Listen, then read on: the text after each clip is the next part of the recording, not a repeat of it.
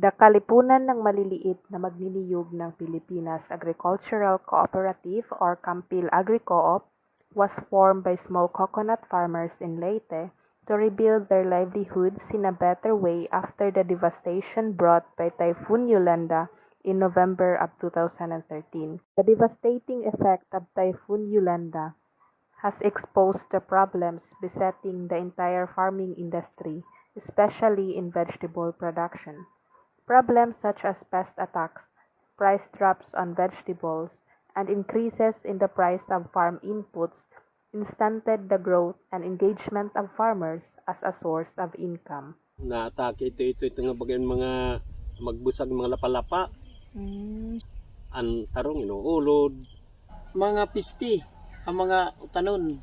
Usang liwat nga nga problema nga nakuha na namon, itong paghabubulatit presyo. Kay kung nagsisison, lugang pa nga mga problema, inyong paghitaasan aton mga fertilizers, mga farm inputs. Through a strong partnership with the government and private sectors, Kampil Agri-Co-op was able to provide support to its members in battling the problems they encountered in vegetable production.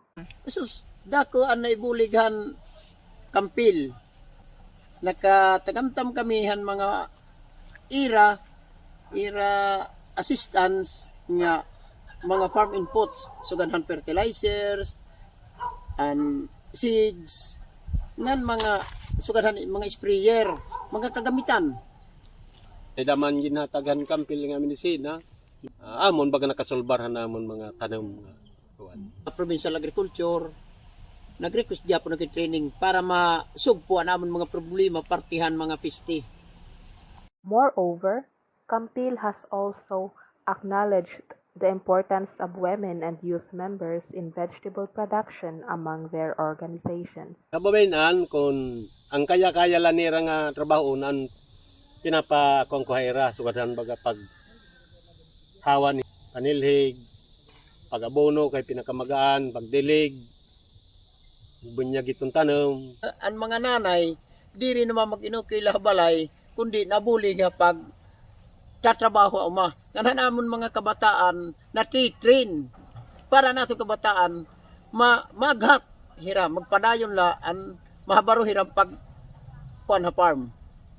Ibang mga kabataan din kung nani kami, baga nagagarahi-rahi itong baga pagbubulig itong pag-aabono, labi na kumasirak ang pagbubunyag ang tanom. Through the Vegetable Production Livelihood Project implemented by the Kampil Agri-Co-op, funded by the APFP FO4A, positive impacts among the beneficiaries who are members of the said cooperative were realized.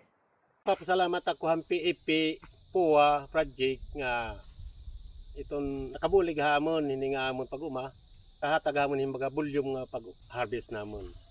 In behalf ng namon association, kami nagpapasalamat kay PFP POA project nga true Kampil ang ini nga era project nakahatag god hamon hindugang nga income hanamon association and income hanamon individual farmer nga may tungod hini nga era assistance nga iginhatag.